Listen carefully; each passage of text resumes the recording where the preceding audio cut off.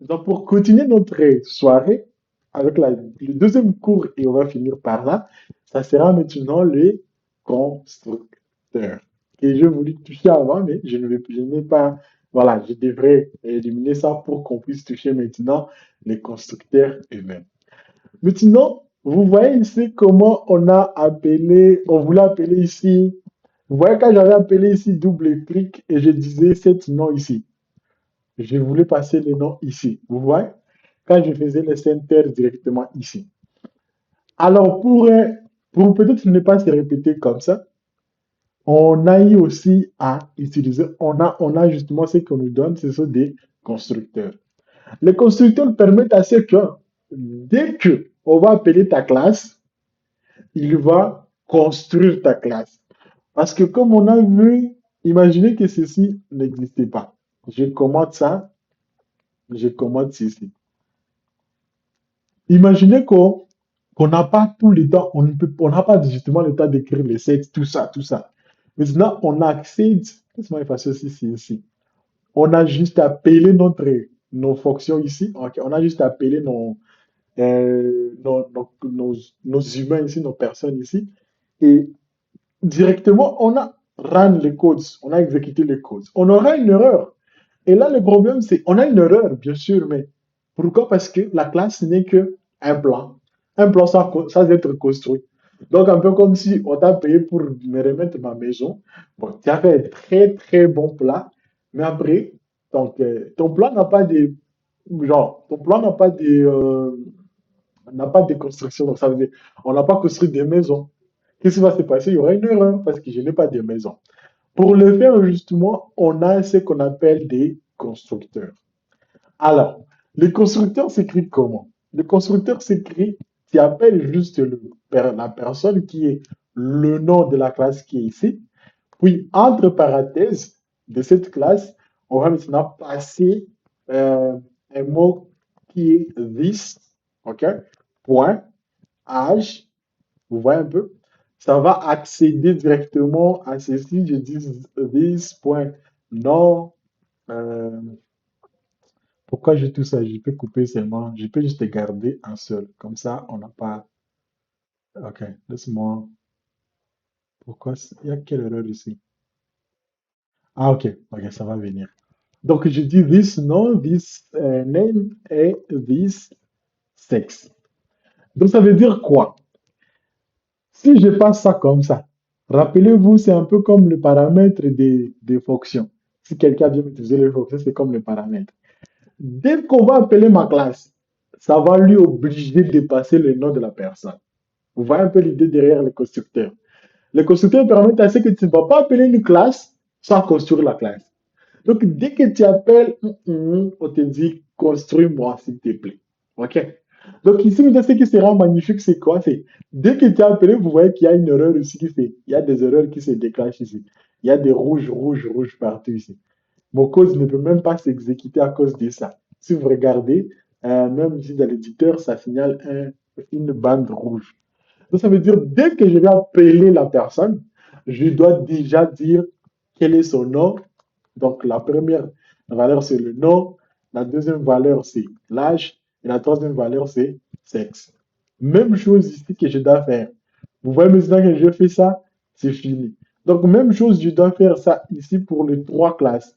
À chaque fois que je vais appeler ma classe, via un constructeur, sorry, via un constructeur, chaque fois que j'appelle une classe, je dois nécessairement alors passer sa valeur ici dans disons, on va juste faire un random. On va faire un random. Je sais pas, bon, désolé si jamais je vous donne moins d'âge ou plus d'âge. C'est pas directement quelque chose de direct ou comment. Alors là, je donne son nom. Euh, Ici, je donne aussi son nom, David. Ici, je donne aussi son nom, Giovanni. Et ici, je donne son nom. Regardez ce qui se passe, c'est quoi? C'est que on va directement, quand on appelle la classe, au lieu d'appeler un center qui est ici, genre des clics et saint, non, comme ça, on va directement appeler ce qu'on appelle les constructeurs. Et avec ceci, maintenant, on peut exécuter notre code et vous verrez que automatiquement le code va indiquer ce qui est là. OK? Exactement ce que nous cherchons. On peut afficher quelque chose de plus lent ici peut-être. Donc, voilà. Non, Georges, tiré âge. J'ai fait juste pour qu'on puisse avancer avec les autres démos. Comme ça, vous ne puissiez pas dire que peut-être que certaines choses ne sont pas accessibles et tout. Georges. Bon, ici, je n'ai pas déclaré de get pour âge. Alors, je vais utiliser juste le nom directement. On a déjà vu pourquoi il ne faut pas utiliser ça directement comme ça. Et là, je dis sexe. Et là, je dis. Ça, c'est justement l'interpolation qu'on a vu hier. Pas hier, mais pas hier, quand le mercredi. Vous voyez l'interpolation des strings. Ici, justement de l'appliquer directement. Alors, je vais juste dupliquer ça. Vous voyez ici, je peux afficher les trois. OK? Là, je fais quoi? Je prends ça et puis je duplique ça 4 fois ou 5 fois. Comme on avait dit, la beauté avec la programmation orientée objet, c'est que je n'ai plus besoin de midi à 14h. Ici, je vais juste changer Déborah. Ici, je vais changer aussi Déborah. Ici aussi, je vais changer Déborah. Ici, je vais changer Aminata. Ici aussi, je vais changer Aminata. Ici aussi, je vais changer Aminata. Donc, c'est un peu ça l'idée de la programmation orientée objet. Donc, je sais déjà que chacun va venir avec sa propre morphologie. Mais tous, ils sont des personnes. Vous voyez, sans que je ne puisse encore m'embrouiller de dire, je dois déclarer encore le nom de chacun, je dois encore déclarer je ne sais pas si c'est de tout le monde. Bref, ça sera direct et direct. Alors, laisse-moi continuer, finir ça. Voilà. Donc, l'idée ici maintenant, c'est qu'on va afficher tous leurs détails. Vous voyez, chacun ici là arrive avec son détail, ses détails. Donc, genre, âge 22 et tout. David, âge 25, M. Donc, sexe M. Aminata, 20, F. Bref, c'est un peu ça, ce qui se passe justement quand on accède à une classe, justement, à l'air variable et on utilise directement un constructeur. Mais là, il y a plusieurs types de constructeurs. OK? Le premier type, c'est qu'il y a d'abord les types par défaut. Ça c'est les default constructors. Donc, ça, c'est le constructeur par défaut qui va construire directement ton application. Rappelez-vous qu'on avait parlé dans les fonctions que Dart nous donne. Donc, dans les fonctions, il y a des paramètres nommés de même manière, il y a aussi on appelle ça quoi? On a aussi des constructeurs nommés. Les constructeurs nommés vont utiliser exactement ce qu'on avait fait hier, avant-hier.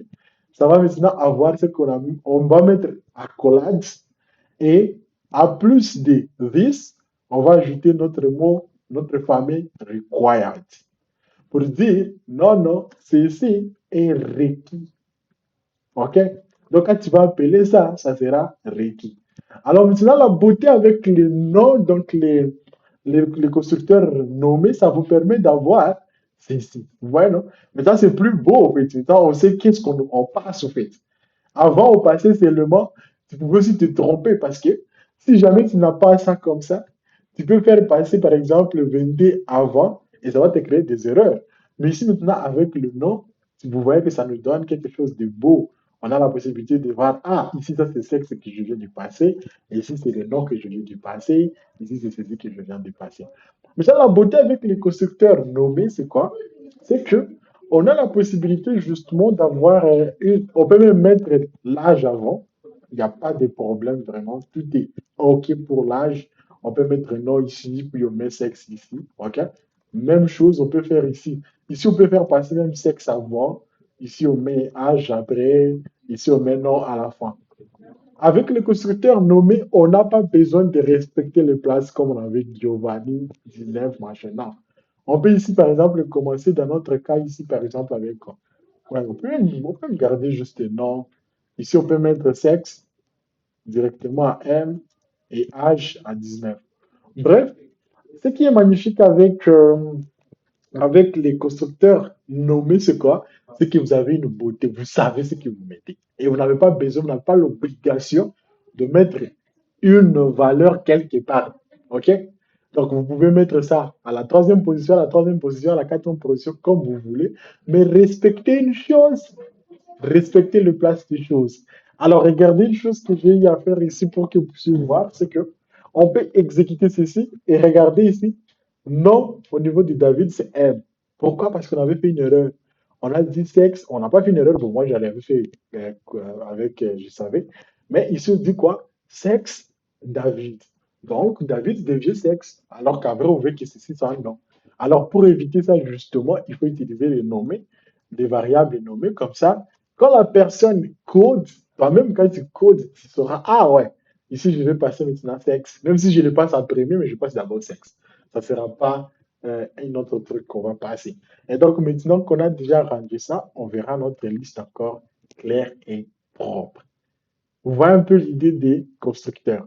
Donc, il y a aussi les constructeurs nommés. Et c'est ça, mais ça, c'est que Dart, Flutter utilise presque partout. C'est ce que je voulais vous montrer. Vous voyez maintenant ici, avec Material. Material en soi, regardez tout ça sur ces constructeurs. Vous voyez, il y en a beaucoup. Imaginez qu'on avait mis ces constructeurs sans être nommés. Qui allait savoir où mettre quoi? Donc, on allait avoir l'obligation de mettre la première valeur qui, la deuxième valeur navigateur qui, scaffold message. Oh, machin.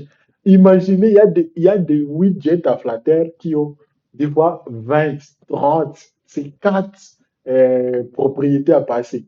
Peut-être, imaginez si on n'avait pas de constructeur nommé. On allait se perdre. Peut-être ici, avec ça, vous avez la possibilité de savoir, ah, ici, ça, c'est le title. Ici, ça, c'est le home. Ici, ça, c'est les thèmes que je vais passer. Si je veux passer, je ne sais pas, les routes, je vais passer les routes. Vous voyez un peu? Donc, c'est très, très propre de coder avec les constructeurs nommés qui vont justement vous permettre de faire ça.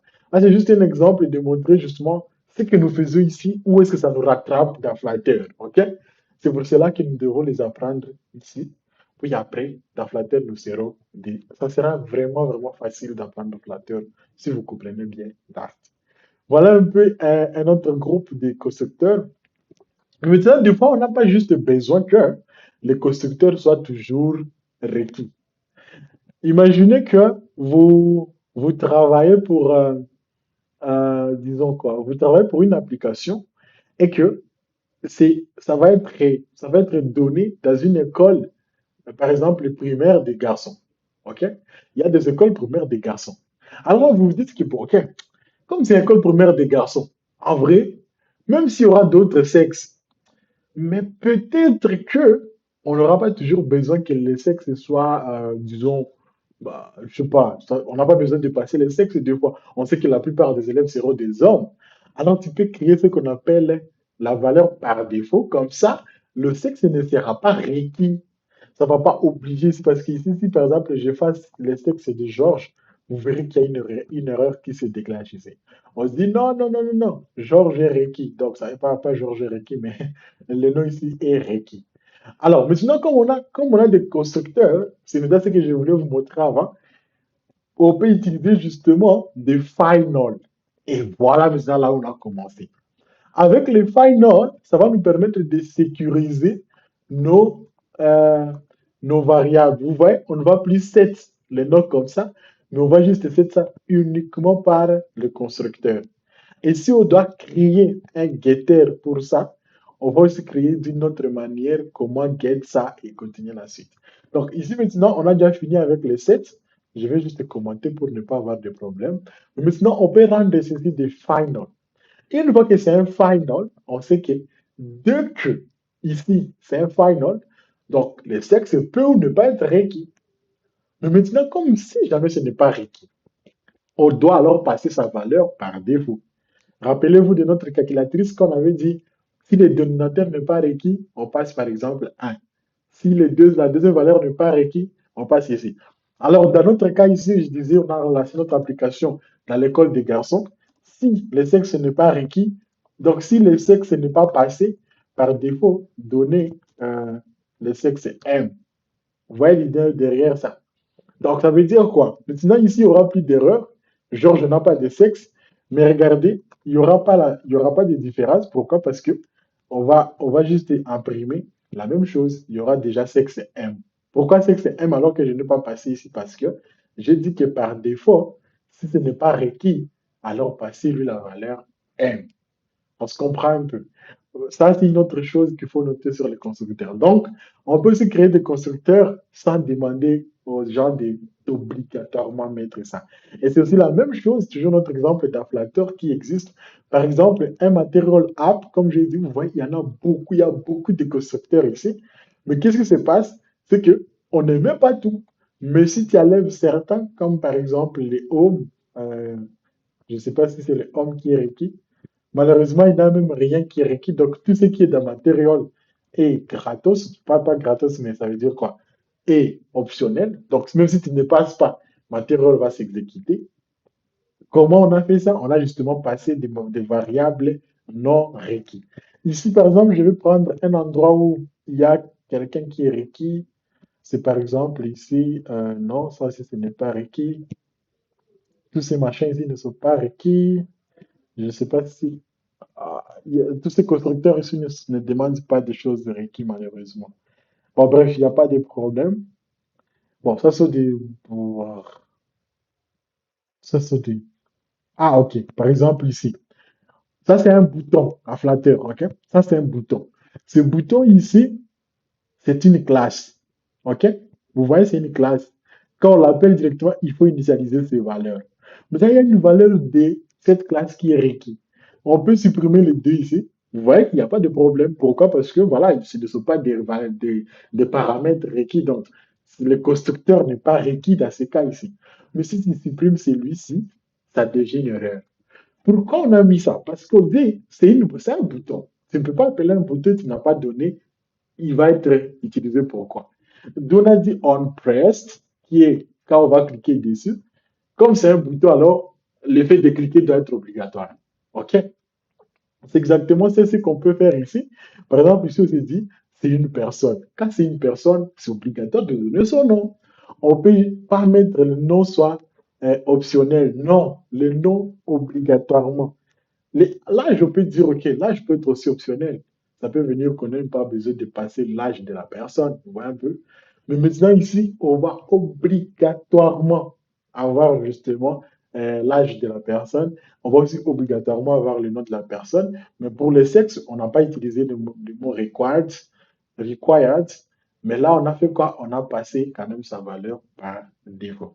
Donc, voilà un peu les différentes choses à prendre selon sur les classes et leurs constructeurs. On va revenir dans Next.Flutter pour continuer. Alors, il y a l'autre type de constructeurs on dit comment? Génératifs, qui est justement comme si un peu une liste d'initialisation. OK? Donc, ici, maintenant, c'est quoi? C'est quoi? C'est que on a, euh, on a ici, vous avez un point, par exemple, avec X et Y.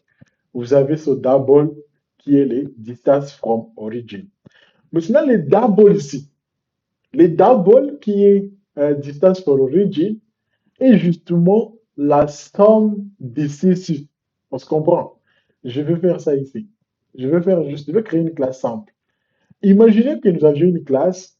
euh, je vais créer un fichier ici. OK? Un fichier constructeur pour qu'on ait ça. Imaginez qu'on avait une classe calcul. Cal- calcul. OK, voilà. Notre classe calcul prend à int A à int B. OK? Disons qu'ils sont tous des finals. Il n'y a pas de problème. On peut dire qu'ils sont des finals. A et B, puis il a aussi un autre final int qui sera la somme. OK? La somme de quoi? La somme de A plus B. Maintenant, tu ne veux pas passer la somme, en fait. Tu ne veux pas passer parce que la personne qui va appeler cette classe n'est pas censée passer la somme. Ici, tu as déjà ton constructeur, ok? Tu as ton constructeur ici, tu as appelé this A, tu as appelé this B. Mais sinon, tu as ton constructeur, mais tu ne veux pas que ça soit, on ne peut pas passer ici la somme. Tu veux que la classe au moins elle-même puisse calculer justement la somme. Vous voyez un peu l'idée? L'idée ici, tout ce qu'on va faire, c'est quoi? On va ajouter seulement 2 points. OK? Ces 2 points vont prendre maintenant la somme va être égale à A plus B. C'est ça le travail des constructeurs génératifs. Ça permet à ce que une valeur, OK, une propriété qui était ici, qui serait alors dépendant d'un calcul ou d'une action des autres propriétés qui seront prises dans ces constructeurs, tu peux justement calculer cela ici, sans que tu ne puisses t'embrouiller. En vrai, on devrait créer par exemple donc, une autre fonction ici, par exemple, calculer somme. On allait faire ça comme ça, non? On allait faire A plus B ici, à l'intérieur ici. Par exemple, disons print A plus B. Donc, logiquement, on allait faire ça comme ça. Maintenant, on s'est dit, on n'a pas besoin de tout cela. On a besoin que l'utilisateur aussi get à un moment sa somme, en fait. Donc, ici, on va faire int, le type de somme, qui va faire get somme, et puis j'ai fait la flèche, et puis j'ai dit somme. Donc, moi, je ne voulais pas calculer ça ici comme ça. Moi, je voulais directement récupérer ma somme et afficher. Maintenant, comment le faire quand, par exemple, je vais appeler ça directement ici? Donc, dans mon main, ici encore notre classe main. Dans mon main, qu'est-ce que je vais faire? Ici, je dis, je vais appeler calcul. Et ici, je vais appeler directement mon calcul C, par exemple. Et ici, j'appelle calcul. Directement, on me dit passe A, je dis 10. Passe B, je dis 20. 10 encore, il n'y a pas de problème. Je dis 10. Moi, je n'ai pas besoin de faire encore un calcul. Je n'ai pas besoin qu'on puisse faire ici, par exemple. Vous voyez cette fonction ici. Pour faire ça, on allait faire quoi? On allait appeler C, point, calculer, somme, vous voyez? On allait appeler ça comme ça. Et là, ça allait faire aussi la même chose, ça allait aussi nous afficher ça. Mais maintenant, pour que je puisse directement avoir... Oh, sorry. Là, j'ai appelé notre fonction. Ici, j'appelle ma classe, mon fichier constructeur, point .arts. Alors, ici, ça me donne 20. Vous voyez, ici, je calcule avec la somme comme ça. Mais ça, au lieu de faire cette somme ici, je me dis, non, non, non, il faut que je puisse directement calculer ma somme. Dès que on va appeler le constructeur, que la somme se calcule directement. Voilà là où tu vas utiliser les paramètres génératifs, justement. Ici, dès que tu appelles la somme, le calcul ici, rassure-toi que somme a déjà la valeur qu'il faut. Donc ici, on ne va pas accéder à somme comme ça, mais on va faire get somme. Donc ce qui va se passer ici, c'est quoi maintenant? C'est quoi? C'est qu'on va faire print. On va mettre ici get somme. Donc ça va nous permettre à ce que nous allons aussi avoir le même résultat, bien sûr. Mais ici, ce qui se passe, c'est quoi? Dès que j'ai appelé mon constructeur, directement, j'ai initialisé ce calcul de sa valeur. Ça, vous allez voir souvent comme dans des choses quand vous appelez des API depuis une chose externe. Vous voulez que ces données qui viennent de l'extérieur puissent directement accéder. Dès qu'on appelle la classe, on passe ces constructeurs, donc ces éléments de la construction, automatiquement que ça puisse donner la valeur à une de tes propriétés. C'est comme ça que tu vas utiliser ça. Vous allez les retrouver plus on avance aussi dans Flutter, vous allez retrouver justement ce genre de calcul. Donc ici, c'est juste pour vous montrer comment on a calculé la somme sur le constructeur. Donc un peu comme si on a initialisé la somme d'une manière continue avec les calculs de A plus B qu'on a déjà passé ici. Donc ici, ça nous a plus demandé de passer somme comme constructeur dans le constructeur, mais on a calculé ça ici directement. Voilà un peu ce que je peux dire par rapport au génératif, au constructeur génératif. On a parlé de constructeurs nommés. Alors, il y a le constructeur de toJSON et donc il y a toJSON et fromJSON.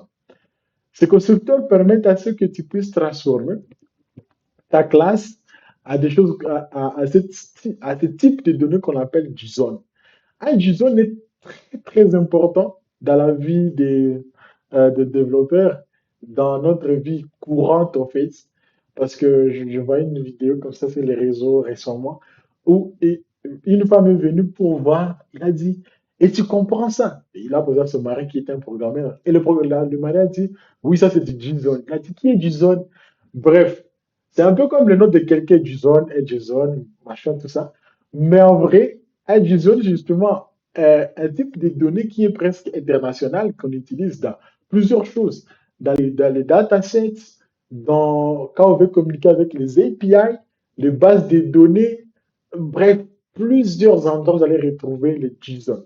Alors, vous aurez maintenant les deux constructeurs ici, les from JSON et les to JSON, pour justement nous permettre de manipuler les données. Alors, le from JSON et to JSON, c'est par exemple ici, on veut faire quoi? Ici, on veut faire que. Mhm. Qu'est-ce qu'on peut prendre ici? Revenons dans notre classe ici pour prendre l'exemple de JSON. Prenons l'exemple qui est sur NextFlutter. Ah oui, on a toujours notre exemple ici, d'ailleurs. Toujours notre exemple. Ici, je vais créer un autre. Pour ça, je vais faire JSON.dat. Je vais faire from-to-JSON. Comme ça va être un peu plus abordable. Alors, ici, cette personne. Attends. Ici, je vais sélectionner ça pour changer partout. Personne. On a toujours notre classe personne avec le nom, OK? Le nom et l'âge. On a aussi initialisé le nom et l'âge. Alors, il y a un constructeur justement qui est avec le fichier Dart, donc les classes Dart, qui est les from JSON. Quand on dit from, c'est juste quoi? De JSON, donc depuis JSON. From JSON va vous aider à récupérer les données justement depuis votre base de données, depuis votre API, et voilà. Donc, depuis une data donc une donnée autre. Donc ça veut dire une donnée à format JSON, tu les récupères pour les rendre à format classe. OK? Ça, vous allez le voir vraiment, ça va vous rattraper à tout moment quand vous allez travailler avec Firebase. Firebase, c'est une base de données justement qui utilise le style JSON. Le style JSON signifie clé-valeur, clé-valeur, clé-valeur comme les types map à date. Et c'est exactement ce qu'on a utilisé ici. On a pris from JSON. Et les from JSON ici a justement un type JSON qui est un map. Vous voyez un peu? Alors, ce map ici va faire quoi? Ici, il va récupérer dans notre nom de la classe ici, il va appeler nom, on va lui passer le JSON qui est ici. Et dans les JSON, on va aller récupérer une clé appelée name. Et la clé appelée name, on va récupérer maintenant sa valeur comme string. Ne vous embrouillez pas, si jamais ça vous complique un peu, ne vous inquiétez pas. Ça, c'est des notions qu'il faut reprendre plusieurs fois pour comprendre. Ici, ce qui se passe, c'est quoi? On a déjà une donnée. Je vais créer un JSON ici simple pour que vous voyez un peu la structure de JSON. JSON, c'est ceci. Name, ici encore, Georges. Euh, c'est comme ça que les JSON sont. Âge, je vais mettre ici 25. Bref, ça c'est. Le JSON, ça demande quoi? C'est comme ça. Ah, c'est pas un fichier JSON, désolé. Je vais créer un fichier JSON par défaut, juste ici pour un truc juste, un data fake ici. Un JSON. Sorry. Il me dit quoi? Il me dit que je ne peux pas faire ça comme ça. What the fuck? Ça, c'est un JSON. Comment le JSON se crée? C'est ça, non? Et après, à l'intérieur, qu'est-ce qui se passe? Il faut deux guillemets. Ok. J'avais mal écrit, juste deux guillemets. Donc, euh, je n'ai pas le formateur, c'est pour cela que ça me fait ça. Alors, ici maintenant, imaginez que je n'aime pas mon code comme ça. C'est pour cela que je cherchais à formater.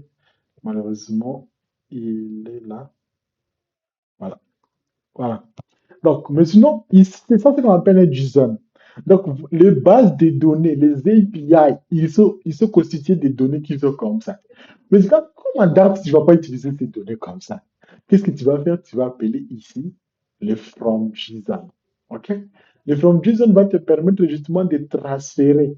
Tu vois, JSON ici, quand ça dit name ici, ça va aller dans les data, ça va récupérer la clé name. Et donc, quand on appelle la clé, c'est qu'on veut recevoir sa valeur. Les types de données map, je pense que vous allez les bosser sur ça peut-être dans les bonus après sur les collections et tout. Donc, ce qui va se passer, c'est quoi? Un type map a deux choses. Une clé. On a dit que la clé sera du type string, qui est justement correct parce que c'est name est string et âge aussi est string. Ici, regardez. Regardez ici. Name est string, âge est string, donc ça va être deux cotes. Alors que donc la valeur, parce que dans ceci, ça signifie ça, c'est la clé, et l'autre, c'est la valeur. La valeur, on l'a donnée à quoi? À dynamique. Pourquoi dynamique? Quelqu'un se rappelle de sa question quand il avait dit dynamique, on aimerait bien utiliser dynamique parce que ça prend toutes les notions.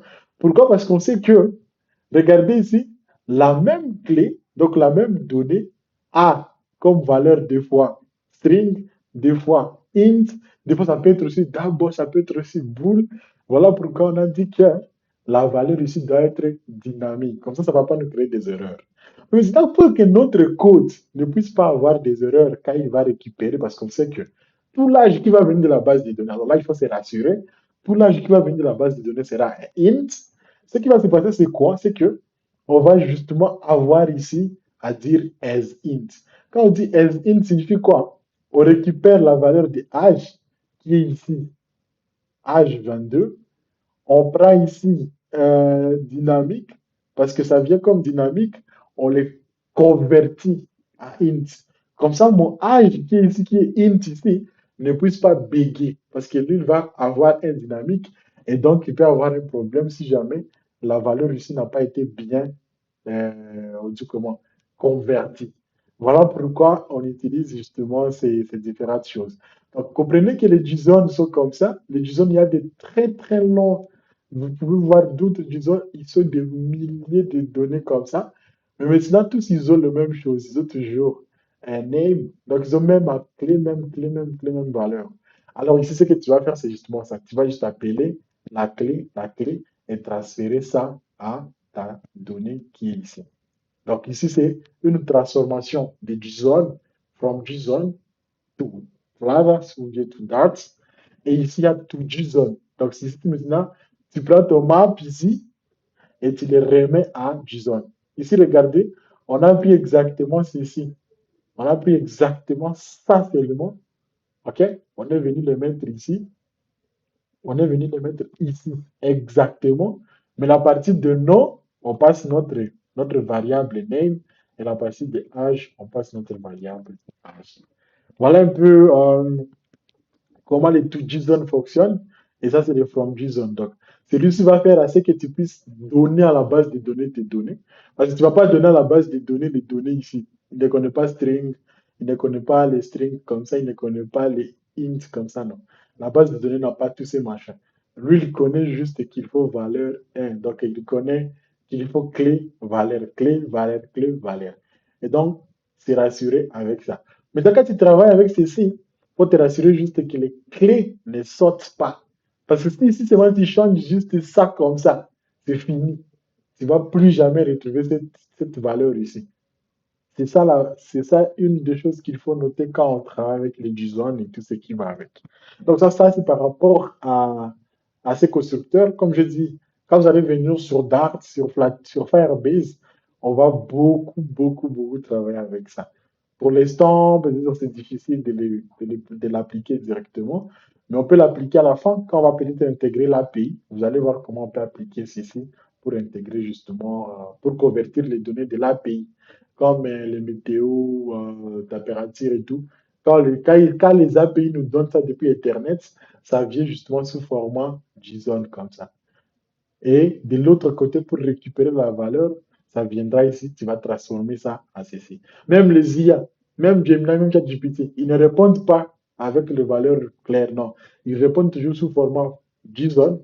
Maintenant, c'est ton code Ça peut être à n'importe quel langage qui va les transmettre, qui va les convertir à quelque chose que l'utilisateur voit clair. Et comme ça, tu peux utiliser dans ton code, tu vas juste utiliser no, name, clair, comme si tu tapais du code Dart. Mais ce qui t'a permis de récupérer ça, c'est le from JSON to JSON. Euh, voilà, il y a même celui-ci. D'ailleurs, il y a un exemple très très propre qui est ici, que je disais par rapport à ça. On peut même prendre cet exemple pour juste exécuter et voir notre exemple. Personne, vous voyez un peu, ici, on va dire Georges, comme on voulait. Et ici, voilà, on peut laisser l'âge comme ça. Donc là, je peux supprimer mon code ici. Donc ça, c'est un JSON. Vous voyez, clé, valeur. Je peux ajouter d'autres détails pour que vous puissiez voir peut-être. Non, ça va nous créer une petite erreur parce que chaque fois que vous avez des nouvelles clés, rassurez-vous que ici aussi, votre from JSON doit avoir autant de clés que ce qui est ici. OK? Donc là, maintenant, ce qui va se passer, c'est quoi? On va prendre JSON, qui ici, ça c'est notre donnée. Disons que ça venait de Firebase là-bas. Firebase nous a envoyé le nom de la personne et son âge. Ce qu'on va voir maintenant, c'est quoi? C'est qu'on va venir ici, on va dire from JSON, on va passer ce JSON. Qu'est-ce qui va se faire ici? Ce JSON ici qui est passé ici viendra comme celui-ci dans notre classe, parce que c'est lui qui est dans paramètre. Donc il est le paramètre de notre fonction ici. Alors ce qui va se passer, c'est quoi? On va appeler sur lui name, et ce name va être exactement name Georges, et après on va appeler sur lui âge, ça va être âge 25. On se comprend un peu. Voilà un peu ce qui va se passer. Et ici maintenant, pour afficher, on va afficher to JSON encore pour justement voir ce qui se passe. Donc ici maintenant, on peut afficher to JSON. On peut aussi afficher name, juste comme ça. Et vous verrez que ça va afficher exactement ce qu'il nous faut comme nom. Donc ici, on ne va plus faire beaucoup de choses. Donc on n'aura pas à chercher ce qui est clé, valeur, machin, tout ça. Non, on aura déjà notre name ici correctement. Laisse-moi rendre ça, comme ça on peut voir ce qui se passe. From to JSON.start. Et là, j'exécute. Vous voyez, non? Le premier, c'est to JSON qui est encore. Ça transmet encore. Vous voyez, to JSON affiche exactement le JSON qui est ici. C'est ça ici notre to JSON. OK? Et on peut aussi accéder au nom parce que justement, on avait déjà fait from JSON ici sur cette variable. Voilà par rapport au JSON. On a les constructeurs const. Alors ça, c'est très essentiel pour Flutter parce que ça permet à Flutter justement de pouvoir maximiser, donc on appelle ça quoi? Créer des valeurs immuables. Donc, une fois que c'est déjà déclaré, automatiquement Flutter, donc Dart ne va pas chercher sa nouvelle valeur, mais va déjà, comme c'est une constante, il va garder ça en mémoire pour une optimisation. Donc, il va garder sa place. Il va pas chercher encore à définir un nouveau espace pour cette. Vous vous rappelez de votre première explication de casier et tout, de variables et tout. Donc, ça ne va pas créer un nouvel espace pour notre variable parce qu'on a utilisé cost. Ici, la bonne manière, c'est justement ça. Même ici, par exemple, il faut toujours dire cost. OK? Cela va permettre que dès que tu vas appeler ta classe ici une fois, on saura déjà que ah, c'est une constante. Donc, il faut que je mette la place de name et la place de âge. Ça sera constante, même s'il y en a pas. On va déjà garder ça là-bas. Et ça permet d'optimiser le code dans votre exécution dans Flutter. Les applications Flutter demandent justement ce genre de choses pour les aider à être optimales, à ne pas, à ne pas exécuter quelque chose plusieurs fois. Parce qu'avec ceci, il va exécuter juste une fois et déjà il va se dire, OK, c'est bon pour personne, il a besoin de âge et de nom. On va laisser sa place là-bas. On aura toujours une place pour âge et nom dans l'application, sans recopiler à chaque fois l'âge et les noms. Voilà un peu ce qui est là. Et donc, c'est ça ce qui se passe. Et bon, même pour Dart, vous pouvez maintenant le voir dans notre code Dart. Regardez dans le code Dart, vous voyez Cost My App, on appelle ça Cost ici. Vous voyez Cost. Partout, on utilise les Cost parce que Ça permettra à ce que votre application soit un peu plus optimale justement dans la manière de faire. Alors, il y a un dernier constructeur, oui, un dernier constructeur qui est le Factory. Le Factory est un constructeur qui permet à ce que vous puissiez, on appelle ça quoi, construire. Donc, pas comme si vous créiez une nouvelle instance, mais vous êtes en train de, euh, on dit comment? Vous êtes en train de créer des, des patterns, on appelle ça quoi. Même lui, il a écrit ça pattern, malheureusement.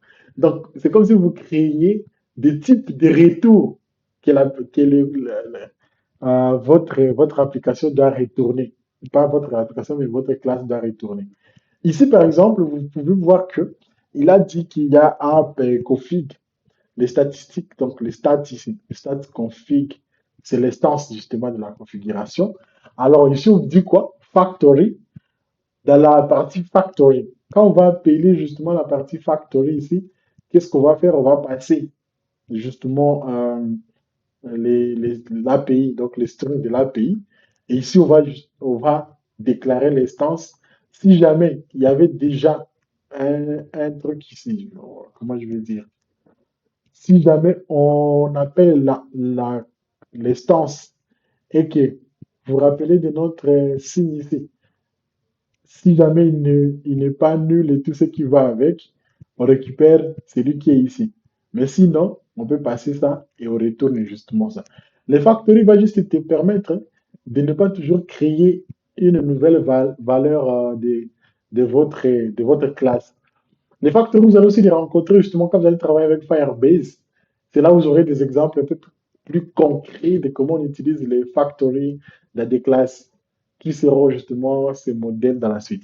Donc, les classes ailleurs aussi, on les appelle des modèles, je les dis directement en passant comme ça. Des fois, on parle aussi des modèles de données. OK? Quand on parle de modèles de données, c'est justement des classes qu'on définit pour faire tous ces machins. Donc, voilà un peu ce que je peux dire par rapport au constructeur. Là, les notions se sont augmentées. Certains ne se sont plus retrouvés. D'autres ont quitté l'appel et tout ce qui va avec. Bref, je sais que ce sont des notions un peu complexes. Mais bon, merci beaucoup. Et à vous maintenant, les stages, vous pouvez poser vos questions. Moi, j'ai fini par là pour ce soir. J'ai fini aussi par là pour les constructeurs. Merci beaucoup et bienvenue à vos questions. Merci.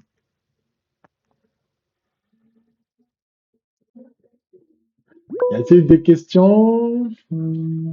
Oui, Ruth. Oui, merci. Bonsoir à tous. Bonsoir. Oui, ma question est de savoir lorsque vous déclarez, ou bien je vais dire comment, parlant des attributs des classes, tantôt vous utilisez Final, tantôt vous utilisez Late, là, ça nous complique un peu. Je n'ai pas utilisé. Tantôt j'utilise Final, tantôt j'utilise. Late, Ok, le late, j'avais utilisé ça au tout début de notre code, au fait. Et je l'avais même déjà annulé. Tu ne vas plus retrouver des late ici. Late, je l'avais utilisé quand je n'avais pas encore un constructeur. Ok? Ça, j'avais juste utilisé parce que les late permet à ce que tu puisses initialiser après. Les late, c'est un mot-clé. Ici, on peut m'enlever final. Il n'y a pas de problème, en fait. Ok? Donc, le mot final vient pour donner une instruction à cette variable. Rappelez-vous de notre leçon de final et de cost ici. Ruth, je pense que c'était même toi qui avais posé cette question. Final et cost, si je me rappelle bien. Le final, c'est juste pour dire non, notre variable ici, h, ne sera passée qu'une seule fois. Une fois qu'on va le passer, on ne va plus avoir à le changer. C'est ça le but de final. Alors, quand je disais late, avant, c'était pour dire juste que je vais passer sa valeur après. Mais je pouvais changer sa valeur. Maintenant, pour protéger notre variable, on va utiliser final comme ça. Une fois qu'on va passer la variable, comme ici, prenons dans nos classes objets, ici. Une fois qu'on va passer le nom de Georges, pour protéger que ce nom ne soit plus changé dans la suite, rappelez-vous de la question de Coco sur les Gates, pourquoi les Gates, pour qu'on n'ait plus à changer le nom de Georges dans la suite, voilà pourquoi on a utilisé un final. Ici, maintenant, même si j'appelle Georges, je veux par exemple arriver à un moment donné quelqu'un qui code mal ou dans l'application quelque part, on veut seulement changer le nom de Georges et qu'on va lui donner un autre nom, disons Ruth. Vous voyez, mon application est protégée. Ça signale que non, le nom ici ne peut pas être accédé encore. Pourquoi? Parce que c'est un final. On utilise le final pour protéger les variables d'une classe, pour permettre à ce que la classe ne va initialiser qu'une seule fois et dans la suite, on ne va plus jamais initialiser ça. Rappelons-nous de notre leçon de final cost. Ruth, j'ai donné une chose, une réponse. Oui, merci, monsieur. Je t'en prie. Une autre question? Vous levez la main, je vous file la parole. Oui, Esther. Alors, bonsoir à tous et à toutes. J'aimerais avoir une petite précision sur les constructeurs.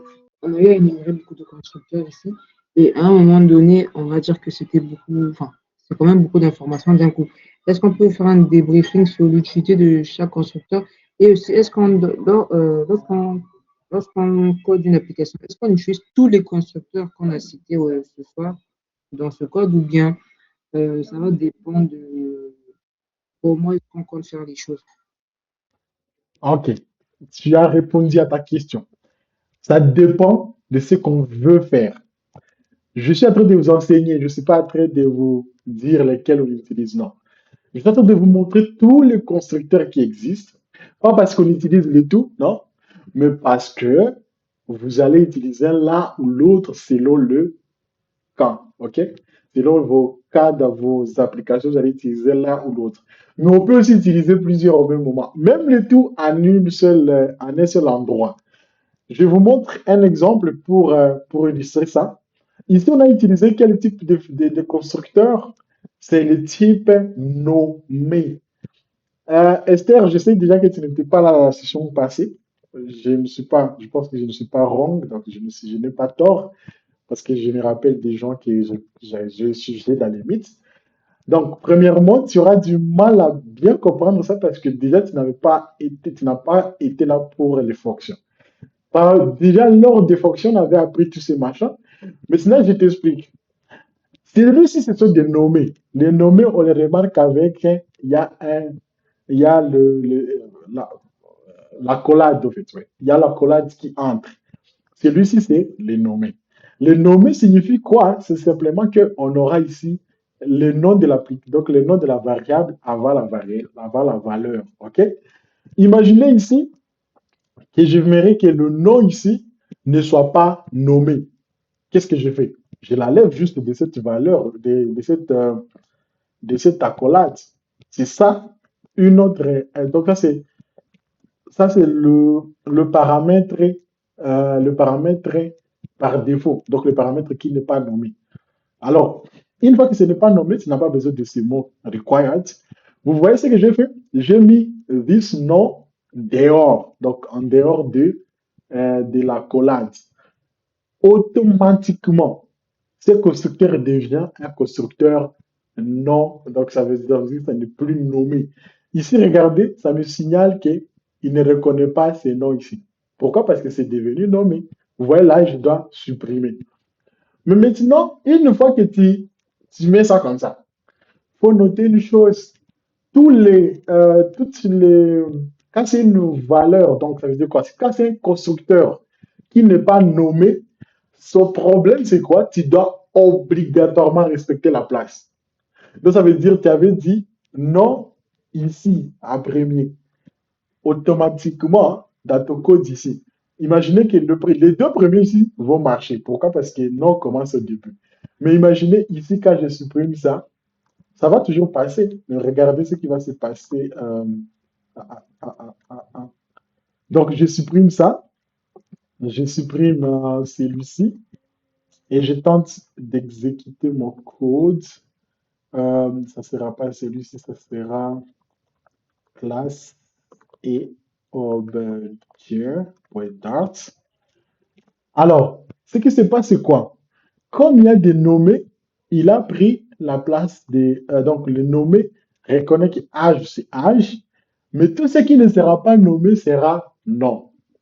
Imaginez que j'ajoute là une autre. Donc, je dis aussi que les sexes ne seront pas nommés. Quand je vais dire que les sexes ne seront plus nommés, vous verrez qu'il y aura une différence. C'est quoi? C'est que dans mon truc ici, il y a déjà une erreur qui se déclenche. Et l'erreur ici va faire en sorte que si je mets mon sexe, parce que tu vois, on aimerait mettre sexe à la troisième position. Si je mets ici M et que ici, je viens mettre M à la deuxième position. M ici à la deuxième position. Et ici aussi, je laisse ça peut-être là. Ici, je laisse ça à la première position. Et ici, je laisse ça à ces niveaux ici. Alors, je réexécute mon code. Regardez ce qui se passe ici, dans l'affichage, Esther. Ce qui se passe, c'est quoi? Il y a des endroits où non est devenu M, c'est que c'est devenu David. Pourquoi? Parce que justement, les non nommés, donc ça veut dire les paramètres par défaut où tu les mets sans être nommés, et ils doivent respecter la place. Le premier à venir va prendre la place des noms, et le deuxième va prendre la place des sexes. Tu vois, par exemple, ici, on a mis le premier M, le deuxième non. Et donc, ça devient bizarre. Maintenant, la question de savoir pourquoi, par exemple, pourquoi je vous montre tout et comment on utilise ceci ou cela. C'est parce que, comme j'ai dit, par exemple, dans les causes d'art, dans des classes d'art, par exemple, même les classes que nous allons créer nous-mêmes, ça viendra que, vous voyez le nombre de, regardez le nombre de paramètres qu'il a. Imaginez que tous ces paramètres n'étaient pas nommés. Ça veut dire que tu dois savoir la place de chacun pour ne pas rater. Est-ce que ça fait comprendre, Esther? C'est pour cela maintenant que la recommandation sera d'utiliser justement, la plupart des fois et même à tout moment, la recommandation sera d'utiliser justement les, les variables, pas les variables, mais les constructeurs nommés qui sont de cette manière ici. Et ils sont de cette manière ici. Ça permettra ce que même si tu mets une valeur avant, comme on avait ici non avant, disons par exemple à ce niveau ici, même si tu mets ici sexe avant et que non vient même après, ton code va toujours s'exécuter. Pourquoi? Parce que il sait que même si non est venu après, mais la valeur de non, c'est David. Voilà pourquoi je vous ai d'abord tout montré. Et de l'autre côté, si jamais il fallait parler des choix et tout, c'est par rapport à ça qu'on fait le choix des disons, des variables, pas des variables, mais des constructeurs. Donc voilà. Donc on peut aussi arriver à utiliser tous les constructeurs à un seul ligne de code, mais on peut aussi utiliser juste le seul et unique constructeur que vous voulez. Mais chaque choix dépend justement de qu'est-ce que tu as comme à faire. Voilà. Donc, ça, c'est ce que je peux donner comme réponse. OK. Donc, à part ça, maintenant, on suit un cours, en fait. En vrai, nous sommes déjà au deuxième module. Nous sommes environ au 10e cours maintenant. Donc, si jamais tu as des complications, sûrement c'est parce que peut-être tu n'as pas encore commencé le cours non plus. Donc, tout cela à un, prenez le temps de commencer le cours et vous verrez que avec les vidéos qu'on a déjà eu à faire, participer aux sessions, vous verrez que ça va vous suivre en fait. Parce que moi, j'imbrique beaucoup de notions parce que on a des notions qu'on a déjà vues et je fais en sorte que les gens puissent s'en rappeler, un peu comme si je faisais une révision au même moment. C'est pour ça que je peux écrire un code un peu avec peut-être ceci, mais c'est la même chose. Ceux qui étaient déjà là ont tendance à se dire, ah ouais, ça on avait vu quelque part. Donc c'est un peu ça. Merci beaucoup. Merci pour la question qui a donné aussi qu'on puisse expliciter d'autres choses. Ok, une autre question? Merci beaucoup Esther. Une autre question par rapport au cours d'abord. Par rapport au cours. Comme ça on peut peut-être finir par là. Ok. Y a-t-il d'autres questions? Merci beaucoup. Merci pour cette session. Merci pour être avec nous. C'était le cours pas trois, c'était quoi? C'était les cours 2 de module 2. On a fini les classes et les constructeurs. La semaine prochaine, nous allons commencer héritage et polymorphisme, qui est justement l'une des notions très intéressantes, qui a très justement un flatteur. Mais il fallait que vous compreniez d'abord les classes et les objets, les constructeurs, pour passer au héritage et au polymorphisme. Et après, vous verrez les classes abstraites, les interfaces. Et à la fin, vous allez finir justement avec les trois autres types. Voilà un peu ce qui reste pour la suite. Merci beaucoup et voilà, c'était super. Comme je dis toujours, ne limitez pas vos rêves, rêvez grand et ça va réussir. Merci beaucoup.